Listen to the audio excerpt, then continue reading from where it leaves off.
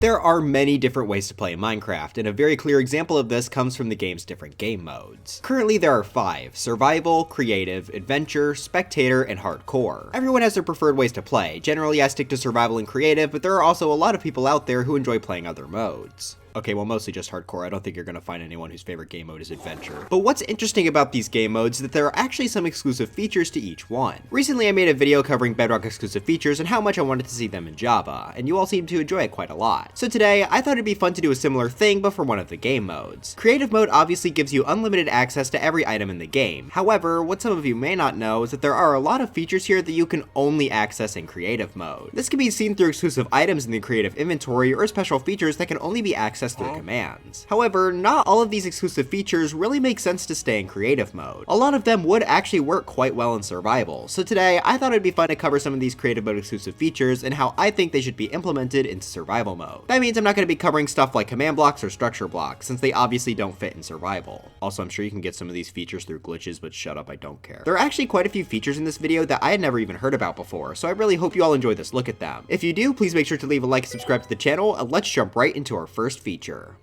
First, I want to start off with the creative mode exclusive mobs. There are currently 5 of them that cannot be found in survival. I'll go in order of which I think is the most likely to come into survival at some point, so we're going to first start off with the zombie horse. Of the 5 mobs we have to cover today, it's the only one with a spawn egg, which I also see as a sign that it's the most likely of the bunch. Of the mobs we have to talk about, it's also been in the game for the second longest stretch of time, first being added back in 1.6.1, in other words, over 10 years ago. I mean, that's older than all of you. That makes sense as 1.6 was of course the horse update, but the fact that he still hasn't been made available in survival is a bit wild. It's not hopeless though. The skeleton horse was also added alongside it, but wasn't made accessible in survival until 1.9, a little less than 3 years after. So despite the zombie horse's extremely long wait time, it still has a shot if Mojang can come up with a way to include it. As for what the zombie horse actually does, well, it's really nothing too special. If summoned using a command, you can ride it like a horse, pretty much exactly like the skeleton horse. Instead of dropping leather though, the zombie horse will drop rotten flesh. So yeah, obviously not the most game-changing feature, but it looks pretty cool and I'd be happy to see it added. But if it were to be added, how would I do it?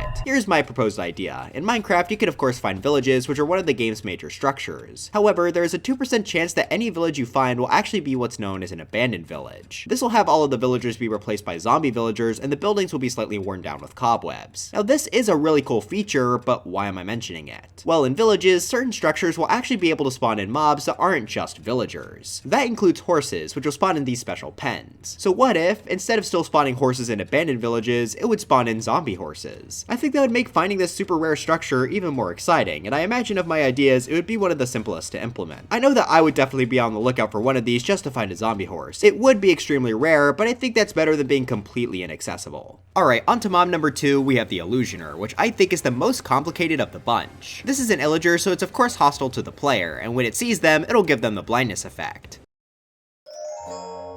On top of that, the Illusioner will seemingly clone itself and begin shooting the player with arrows. Thing is though, none of the 4 Illusioners you see are actually the real one, as it's now taken an invisibility potion. So what you have to do is track the potion effect bubbles to kill it. Needless to say, this is definitely an extremely unique mob mechanically, which makes me really curious why they decided to add it in, but not have it be available. Perhaps they already have a plan for it in the future, or they just thought it was a bit too much to work with the game's raids. I definitely understand Mojang keeping the Illusioner out of raids. It could be a bit unfair dealing with it alongside the other illagers. As for how they could add it, well, I think the only thing that makes sense is to make a new structure for it. They could add a new Illusioner room to the Woodland Mansion, but I think this guy's mechanics would work best if it's the only thing you have to deal with at one time. That also probably required them to come up with some good drop for this guy, since right now it only drops its bow and banner if it's holding one. I just think it would be a shame if this guy doesn't get added after they clearly put in a decent amount of work to him. Okay, the next mob is one of my favorites, that being the Killer Bunny. Before we get into this segment, yes, I know this is a reference to Monty Python. In my mob ranking, I thought it would be funny to make a FNAF reference because they both have killer bunnies in it, but oh no, all the nerds came out to correct my joke. Anyway, this guy's just super funny, and based off its name, I'm sure you can guess exactly what it does. It's a bunny, but it attacks you, and it does a lot of damage. Fun fact about this guy is that you actually used to be able to find it in survival mode, with it having a 1 in 2,500 chance of spawning in place of any rabbit. Sadly, this feature was removed before the 1.8 update fully released, and the Killer Bunny has been banished to creative mode ever since. Also, it used to have a really bloody texture, but they had to change it. But anyway, I would love to see these guys actually be in the game, but how would I do it? Well, I have a few ideas here, and I'd really be fine with any of them. First, just going back to the way it was initially intended, but maybe only making it spawn on hard mode or something. I can understand them cutting it out for players on easy mode since this guy is super deadly, but if you're playing on hard, I think this would just be a nice obstacle to keep you on your toes. Maybe it could also be in normal mode, but with a lower spawn rate. My other idea would be switching the rabbit's AI with a name tag. When spawned in, the killer bunny already gets a name over its head, so why not make it so any rabbit you name, the killer bunny, will turn into it. We already see name tags change a few mobs, like naming a Vindicator Johnny to make it attack any mob, so this isn't out of the realm of possibility. Only problem with this is, I have no idea how it would work on peaceful mode, but I'm sure the killer bunny could just do no damage or something. These last two mobs we have to cover, I think, probably don't have much of a chance of being added, but they're still interesting, so why not mention them. First off is the giant, which is also the oldest mob of the bunch, as it was added back in InDev 0.31 over 13 years ago. Mechanically, it used to basically work exactly like a zombie, just with more health. Sadly though, in 1.8, the giant's AI was removed, so if you try to spawn it in, it'll just stand perfectly still. It seems to me like they're trying their best to just remove this guy. If they did want to add him in though, I think it'd be really funny if zombies on hardcore mode just had a really rare chance of spawning in as a giant. That'd definitely ruin a few people's days, and I'm here for it. But now we've reached a mob that I not only think is the least likely option to be added in survival, but also the only one I did not know about before researching this video. It's exclusive to the Bedrock Edition and is known as the Elder Guardian Ghost. This just confuses me more than anything else. It was added in 2019, well after Ocean Monument, so it being added to me doesn't make sense. The weirdest part though is easily its behavior. To me it was completely invisible upon spawning in, but on the wiki it does seem to say that you can see it, but it has a bit of a broken texture. If it's not in the water when it spawns, it'll just float up until it despawns. If it is in water, it'll just float down until it dies in the void. When killed though, it won't drop anything, it will just make the player's death noise. Yet what on earth is this thing? I'm assuming it's supposed to be the effect that goes over your screen when you get mining fatigue, but again, it was added to Bedrock way after Ocean Monuments were, so I really have no clue what this is supposed to be. Maybe it's just something I'm completely missing, but either way, it is pretty interesting to say the least. And of all my time watching Minecraft videos, I have never seen a single person mention it before, so I thought I should. I don't think it would work at all in survival, but it was still fun to bring up.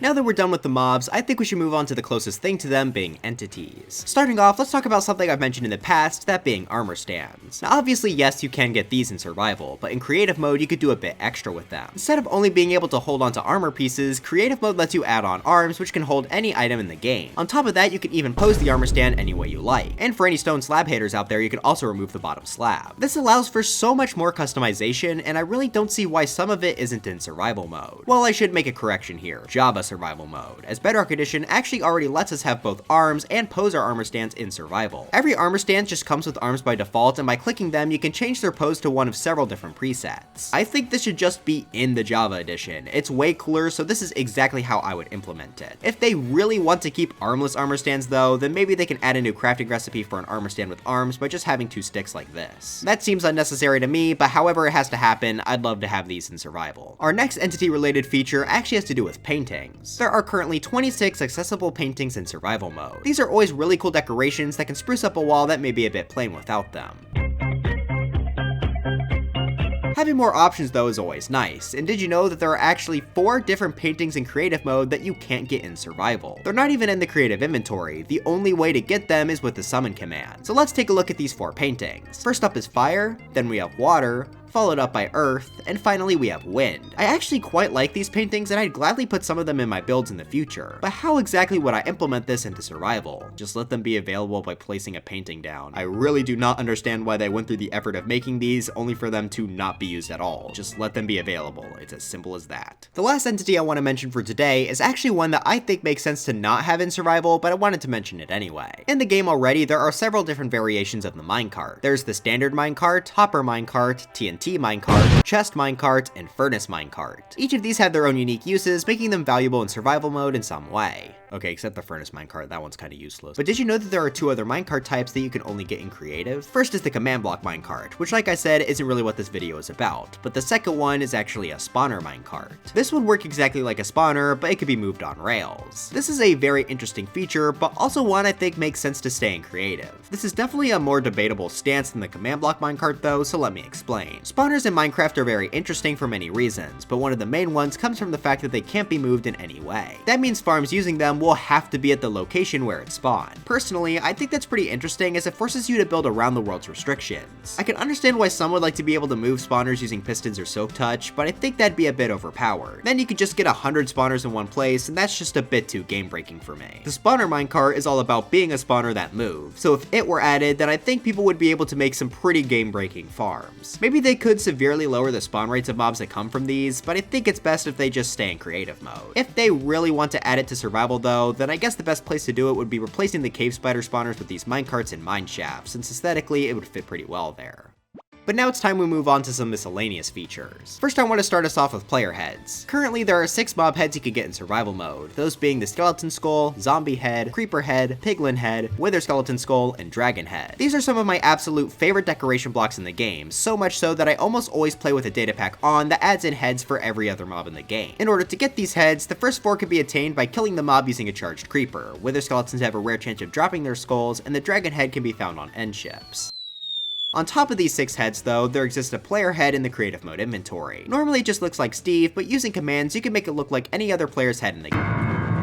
Now I do understand them not giving access to every player's head in survival normally, since I'm not really sure how they could, but I think they could at least make you get the skull of yourself. Maybe if the player dies to a charged creeper, then it would drop their own head, which would be pretty cool. It'd lock hardcore players out of it, but oh well, too bad, so sad. Maybe if they wanted to let us get anyone's head, we could just rename the item and it would change texture to the player you typed, but that does seem pretty complicated.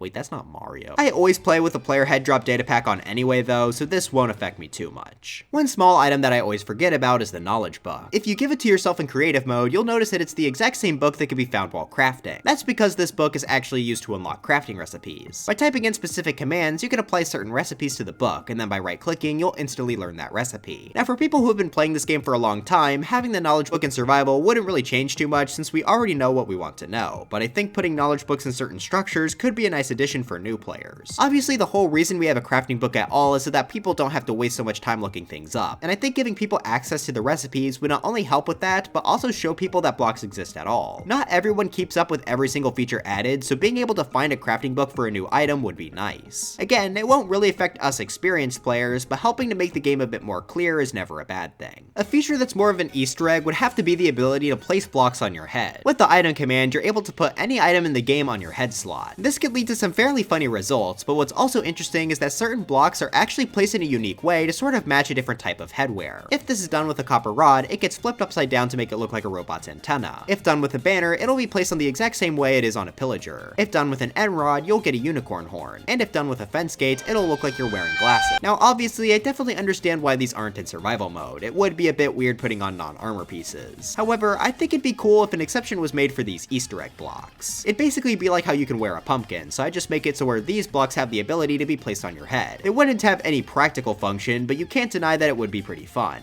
Actually, scratch that. I think it'd be funny if you just wear the copper rod and get struck by lightning. The last 2 things I want to talk about have to do with potion effects. First off, I want to mention the Potion of Decay. This only exists in Bedrock's creative mode menu, but this is essentially a wither potion. So by drinking this, you will receive the wither effect. So probably don't drink it, stupid. Now, I'm not really sure how useful having this as a potion could be. I mean, we could now put it on arrows, which would be slightly interesting, but it's not something I desperately need in the game. It would just be neat though, so I have 2 ideas on how they could add it in. First is simply by letting us brew it with the wither rose. That's a pretty straightforward solution, and I think it makes sense. Another way they could go though would relate to a different Bedrock exclusive feature. In that version, you could put potions into cauldrons, and this has the cool side feature of having the cauldrons in witch huts now contain a random potion. Now, this isn't every potion in the game, but I think it would be cool if the decay potion was added to this cauldron very rarely. Logistically, I guess it wouldn't really make sense because the wither and witch don't really have any connection at all, but making the potion of decay exclusive to witch huts could make searching for them quite fun. I have seen a few people in my comments saying that the potion of decay can already be found in witch huts, but I have looked everywhere and cannot find any source saying this is possible. But if it is, just let me know in the comments, I guess. But that leaves us with one last thing to talk about. In my potion effect ranking, I mentioned that there are 3 effects that are not possible to get in survival. Those are health boost, luck, and bad luck. Now, health boost is basically just absorption, but you could regen the hearts, so I don't really find that one particularly interesting. Luck and bad luck, on the other hand, are pretty neat. As the name would imply, they make your luck at getting good items from certain loot tables slightly better or slightly worse for a limited amount of time. At the moment, this only works with fishing though, meaning with the luck effect, you're more likely to get treasure, and with the bad luck effect, you're more likely to get trash. Now, if this were to be added into survival, I definitely think this could apply to way more situations. When killing a mob, it could basically act like looting, though it probably wouldn't change the amount of items dropped, dropped, just what items were dropped. Maybe it could even work with chests as well, making it so that when you open a chest in a structure, you have a higher chance of getting something rare. The main new thing I'd like to see it work with though would actually be the brand new trial chambers in the 1.21 update. The big new feature for this structure are the trial spawners, and once all of the mobs from it are killed, it'll drop out a random item. These items include the trial key, glow berries, emeralds, baked potatoes, golden carrots, ender pearls, potions of regeneration, and potions of strength. I think it'd be really cool if having luck applied to you would make the drop that come out of this a bit better, and bad luck would do the opposite.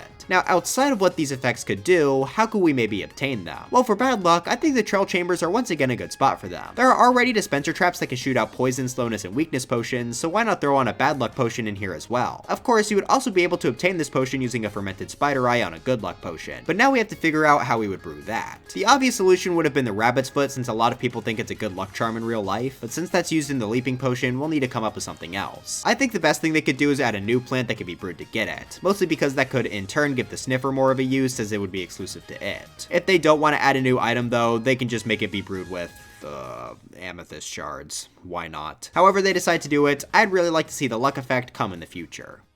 But anyways, that's it for this video. Do you think the earth painting is actually incredibly ugly and hate me for saying it should be in survival? Let me know in the comments. Hopefully you all learned about a few new features in this video, because I had a decent amount of fun researching this. If you all have any other topics like this you want me to cover in the future, make sure to let me know in the comments. I definitely want to cover the game's cut content at some point, but there's actually quite a bit there, so I'm holding back on it for a little bit longer. But anyways, dry bones for Smash, and I'll see you guys next time.